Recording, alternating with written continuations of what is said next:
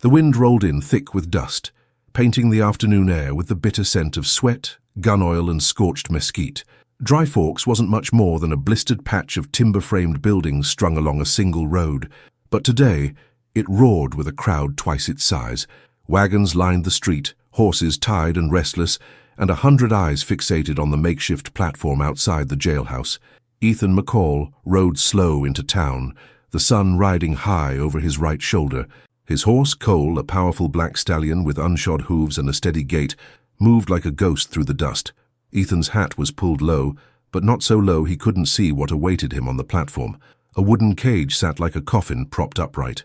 Inside, crouched in a posture both feral and exhausted, was a child, Apache, maybe 10, maybe younger, naked except for a threadbare cloth tied around her waist.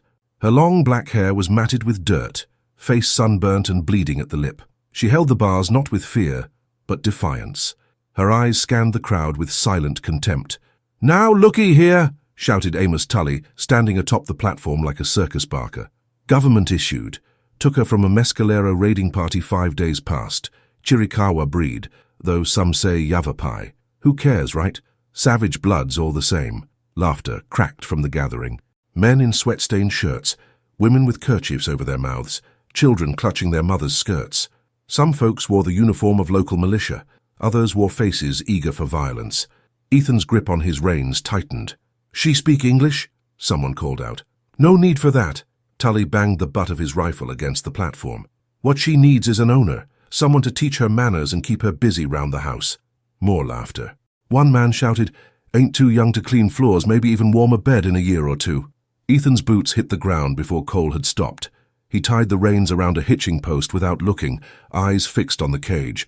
The girl's eyes met his, black, sharp, watching everything. "How much?" he asked. Tully glanced down, squinting. "Well now, look what the buzzard dragged in. Didn't think you came to town for livestock, McCall." I asked a question. $20 to start. "Cash or trade?" Sheriff Greeley's writ says she's surplus property from Fort Bowie. Legally seized. "Surplus," Ethan repeated, voice flat. "Hell, you want her for free? Go raid a camp yourself." The crowd chuckled. Ethan stepped closer to the cage. The girl shrank back, then stopped herself. Her knuckles whitened against the bars. "What's her name?" he asked quietly. Tully shrugged. "Don't matter. She ain't got papers."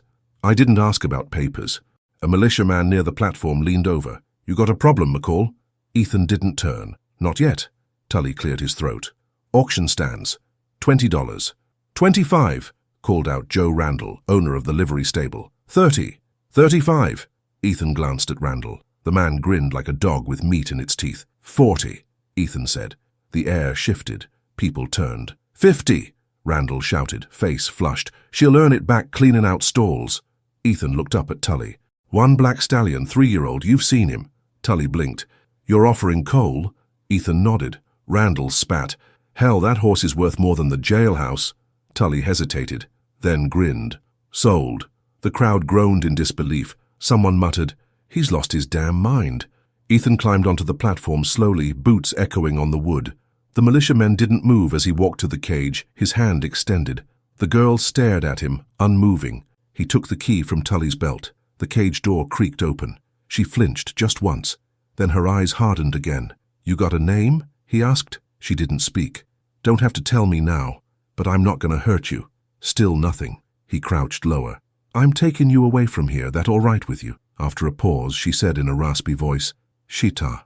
Ethan gave a slow nod. "Shita. I'm McCall." "Ethan." He held out his hand. She didn't take it, but she moved forward, crawling out of the cage on her own. The murmurs from the crowd grew louder. "Damn fool. Bringing a savage to his own ranch? Hope he likes arrows in his back." Ethan lifted Shitar into the saddle. Cole shifted slightly but stood steady. Shitar grabbed the horn instinctively, bare feet pressed against the stallion's flank. A glass bottle shattered behind them.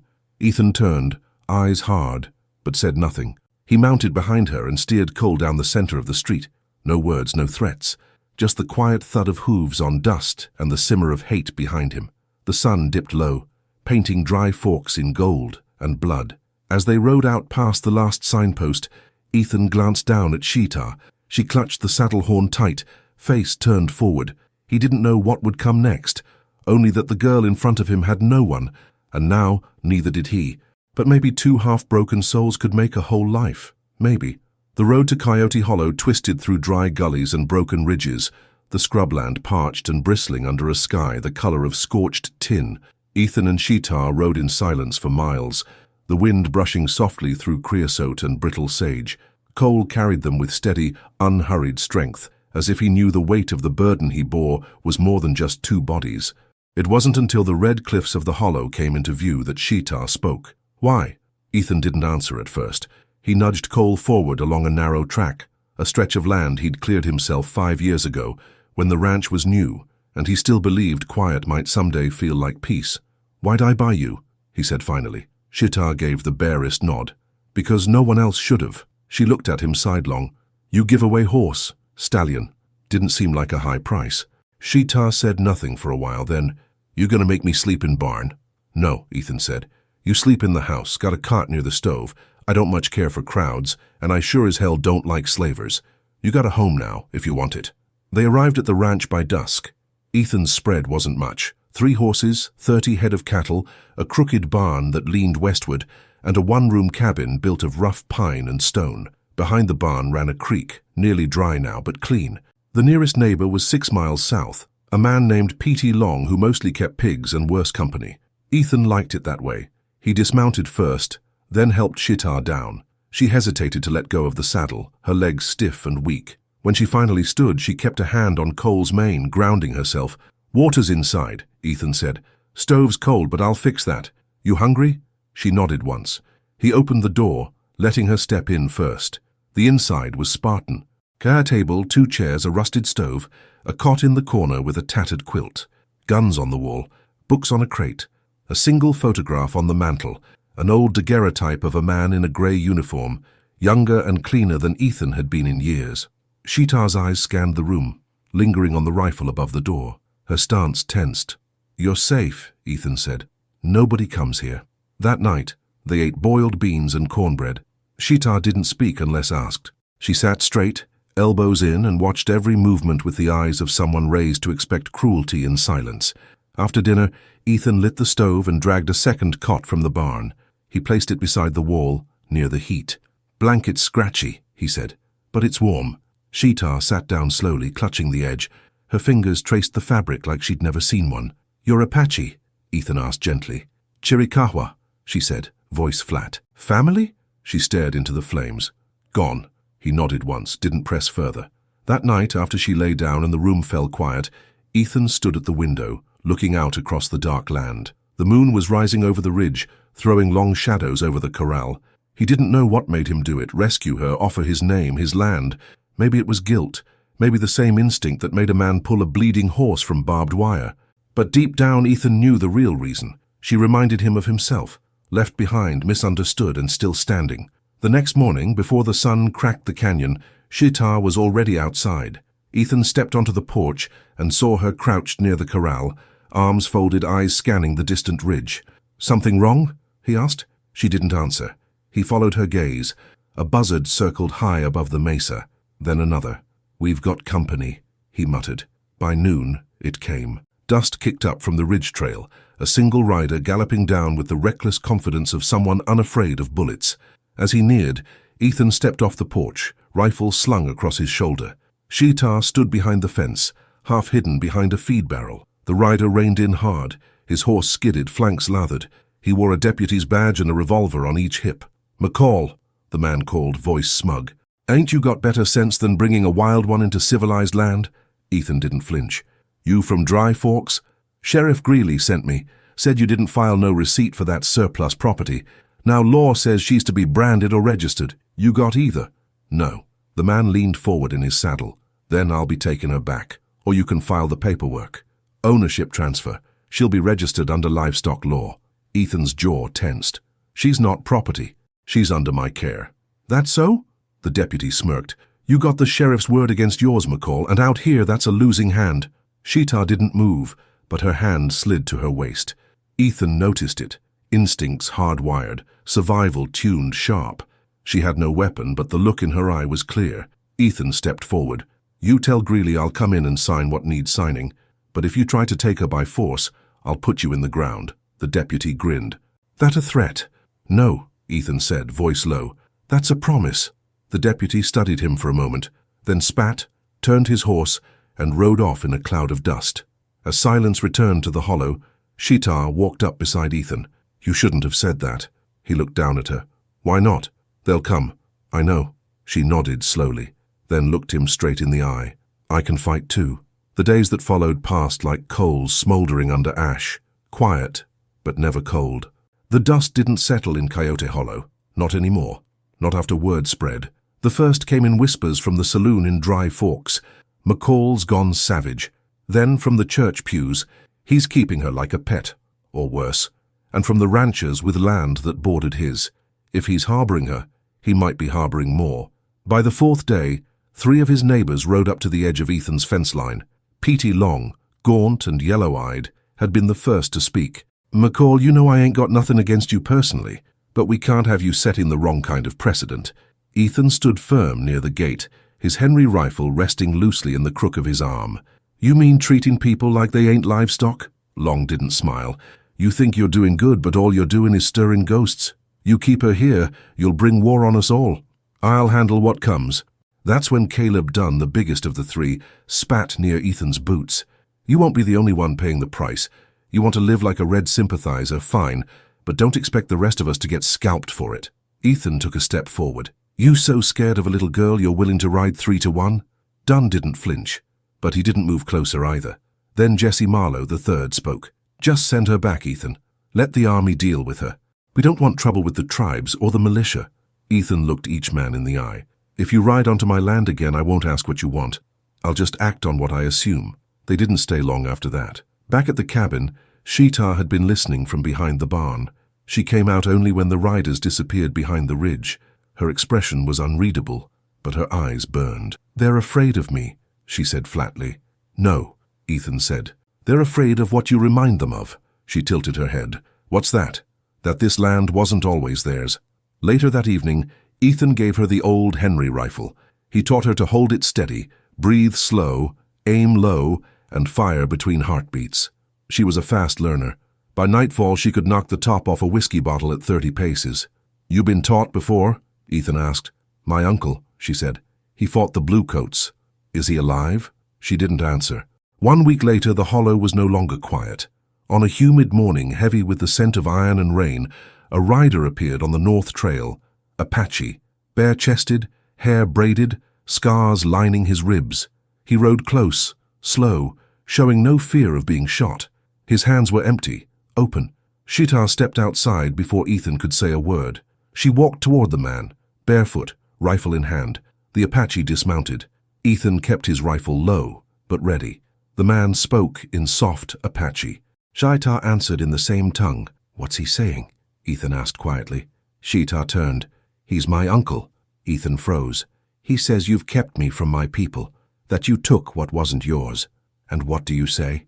"I say he didn't come for me before the cage." That made the man stiffen. He spoke again, longer this time, voice rising. "He says if I don't return there will be blood," she translated. "He says the land remembers what was taken. He says you cannot raise me without stealing more." Ethan met the man's eyes. "Tell him I didn't take you. I stopped them from selling you." She did. The man spat on the dirt, then mounted again. Before he rode off, he shouted something Ethan didn't understand. Sheetar translated. He said, "You've tied your fate to mine, and it will break you." 2 days later, Dry Forks burned. Not the whole town, just the sheriff's barn and the church roof. A warning. People said it was Apaches. Some swore they saw shadows dancing through firelight. Others claimed the wind carried the howls of ghosts. But Ethan knew better. He sat on the porch with Sheetar, cleaning the rifle. "It's starting," she said. Ethan nodded. "You afraid?" "No." "I am." She looked at him surprised.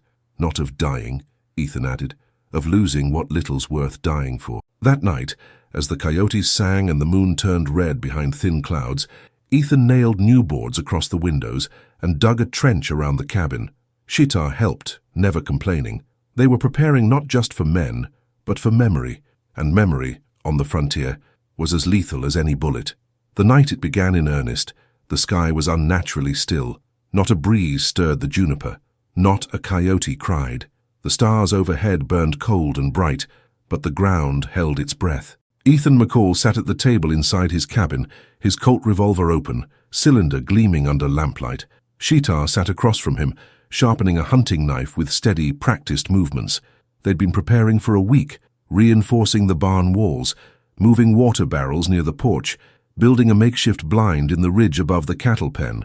Every night, Ethan watched the tree line beyond the north fence, and every morning, fresh tracks marked the sand. Moccasins, bare feet. Light and deliberate, they were being watched. It came just after midnight. The cattle startled first, low, anxious moans echoing from the pen, then a thud against the eastern fence, then another. Ethan was on his feet before the third. He pushed open the door slowly, rifle raised. The air smelled of smoke and sweat. A shadow moved near the barn, then another. Ethan fired first, sending a round into the dark that struck wood with a splintering crack. In answer, arrows hissed through the air, one embedding into the doorframe just inches from his face. He ducked, slammed the door shut, and turned to Sheetar. She was already moving, knife sheathed, rifle in hand. "They're testing," she said, "pushing you to shoot first. They want to draw blood on your land." "Well," Ethan muttered, "they picked the right night. They didn't come in force. Not yet. Instead, they burned the hay pile behind the barn and sent 2 men to flank the creek bed. Sheetar caught them first. She'd climbed to the ridge with the Henry and waited, belly to rock. She dropped one with a shot to the thigh. The other scrambled into the brush, never returning. By dawn, the barn was scorched, but standing. The cattle spooked but unhurt. But blood had been drawn, and with it the old rules shattered. Ethan rode into Dry Forks that afternoon with Sheetar behind him, both of them covered in soot and grime. Cole moved slow, tired but steady. As they entered town, people scattered. No one greeted them. Doors slammed. The saloon went quiet. Only Sheriff Greeley met them head-on, stepping into the street with one hand on his pistol. "You got nerve coming back here, McCall." Ethan didn't dismount. "We were attacked. Apache raiders. They burned my hay pile." Greeley squinted. "You bring her here for protection or for provocation?" "I brought her because she's the only reason I'm still breathing." Sheetar looked Greeley dead in the eye. The sheriff shifted. "Army scouts passed through yesterday," Greeley said. "They said the Chiricahua are restless. Said we might be facing another campaign soon." "You tell them they might have started one already," Ethan said, "by putting a child in a cage and calling it law." Greeley's face hardened. "You want help? Sell your land and leave. You stay, you bring war to every man, woman, and child in this town." "I didn't start the fire," Ethan replied, "but I'll end it if I have to." He turned Cole and rode out without waiting for an answer. That night they returned to a different kind of quiet. A wound had opened, one that wouldn't close with time. Ethan stood near the creek, hands on his hips, watching the sky. The stars overhead no longer offered peace, only reminders of how vast and indifferent the world truly was. Sheetar approached, barefoot in the sand. "You don't have to stay," she said softly. Ethan didn't look at her. "Don't tell me what I don't have to do." She was silent for a moment, then stepped beside him. "They won't stop. I know. They'll kill you, maybe, but they'll have to come through me first." A long silence passed. "You could leave," she whispered. "Sell the land. Start over." "This is my land," he said. "I bled for it, built it with my hands, and now it's yours too." She looked at him then, really looked, and for the first time Ethan saw the fear crack beneath her resolve. Not fear of death, but fear of losing this small corner of the world where she was no longer a thing to be sold. He rested a hand on her shoulder. "We don't run, Sheetar, not from this." She nodded once. "Then we fight." 3 nights later, the real attack came. They rode in silence. 8 of them, faces painted, weapons gleaming in moonlight. One wore a blue cavalry coat turned inside out, a trophy from a long-ago skirmish. Another carried a spear, its shaft carved with bone notches. Ethan and Sheetar had dug trenches, posted oil lamps on stakes, and wired the front corral with makeshift traps. The first 2 attackers tripped the wire and went down hard. Ethan dropped one with a clean rifle shot. Sheetar took the other, cold and efficient, but the rest pressed forward. Fire bloomed across the porch, the roof catching in seconds. Ethan ran through smoke, coughing, dragging a water barrel from inside. Sheetar covered him, firing from the barn loft. They fought for hours, and when it was done, when the last shadow fled across the creek, bleeding and broken, the sun rose on a blackened cabin, a dead horse, and 2 battered survivors. Ethan stood amid the ashes, shirt torn, hands bleeding. Sheetar leaned against the fence, her left arm cut deep. They didn't speak. They didn't need to. Blood had been spilled, but the land was still theirs. The wind returned first. A dry, persistent breeze carried ash and scorched cedar across the hollow, rustling through the skeletal remains of the cabin and brushing over the burnt fence posts like fingers on brittle bone. It was 2 days since the last attack, 2 days of silence, 2 days of waiting.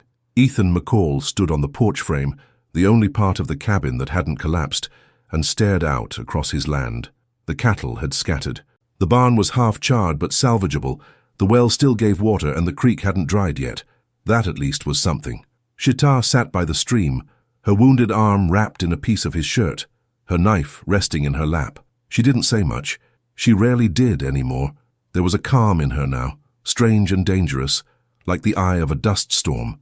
The land had been tested, and it had held. But the people were another matter. Dry Forks didn't send help. No riders. No water wagons. Not even a glance toward the North Ridge. The town had made its decision. Ethan and Sheetar were on their own. On the third morning, Petey Long came riding up the path, a white cloth tied to a stick, waving like he just remembered the meaning of mercy. Ethan met him with a shotgun balanced on his shoulder. "Didn't expect to see you again," Ethan said flatly. "I came alone," Petey said, dismounting slowly. "Heard what happened. Jesse Marlowe's ranch got raided the next night. 2 men dead. That's supposed to make me feel better?" Petey looked away. "Word is the Chiricahua don't want peace. Not after what happened with that girl." Ethan's jaw flexed. "She's got a name," he said. "And they didn't come for her. They came for what was done to her." Petey shifted his weight. "There's talk the army might move in. More raids, more fires. Let 'em come. I'm trying to help you, damn it. Sell the land. Leave now while you still got your legs under you." Ethan stepped closer. "This land fed me when I had nothing, sheltered me when I came back from Virginia broken and full of ghosts. I built this place with my hands. Now it's hers too. She ain't white, McCall, ain't yours by blood." Ethan's voice dropped. "She's mine by choice, and that's stronger than blood." Petey shook his head. "You're gonna die out here. Both of you." Ethan raised the shotgun ever so slightly. "Then go home, Petey." The man turned and mounted up. Didn't look back. That evening, Ethan found Sheetar sitting near the fire pit, now just a ring of blackened stones. She held a handful of clay from the riverbank and was shaping it, slowly, into a figure. "What are you making?" he asked. She didn't answer at first. Then, "A man, with a horse." He sat beside her, watching. "You ever think about leaving?" he asked. She nodded. "Sometimes. And? I don't want to be someone else's burden again." He studied her face, older now somehow, hardened, not by age but by fire. "You're not a burden here," he said. "You're the reason I'm still breathing." A long silence passed between them, filled only by the sounds of cicadas and wind through broken boards. "I want your name," she said suddenly. Ethan turned. "I want it in paper, in law. McCall." He swallowed. "It won't be easy. They'll fight it. Then we fight too." He nodded slowly. "All right, Sheetar McCall." She smiled, just barely. Weeks passed. The fires stopped. The raids faded. Word came from Fort Bowie that a new truce had been brokered with a different tribal leader. Blood had cooled, for now. Ethan rebuilt the barn first, then the cabin. Neighbors didn't visit. Dry Forks didn't speak their names. But the land held. 1 month later, Ethan rode into town with Sheetar, both wearing their Sunday clothes. They stepped into the county office, where a clerk blinked hard at the sight of them. "I need to file papers," Ethan said. "Adoption, name change, transfer of property." The clerk stammered. You want to make her your legal heir?" "She already is," Ethan said. "We're just catching the law up." The clerk glanced at Sheetar, who stood tall and silent, eyes burning into his. Then he nodded slowly and fetched the forms. They signed them with dust-stained hands. Years later, after Ethan's death, folks would speak of the McCall woman who ran cattle in the hollow, with the eyes of a hawk and the backbone of iron. Some said she was a half-wild ghost child raised by a madman. Others said she was the only one who truly understood what the West had taken and what it had left behind. But those who knew her said this: she never sold the land. She never left the name. And when she rode the fence line, she carried her father's rifle across her back.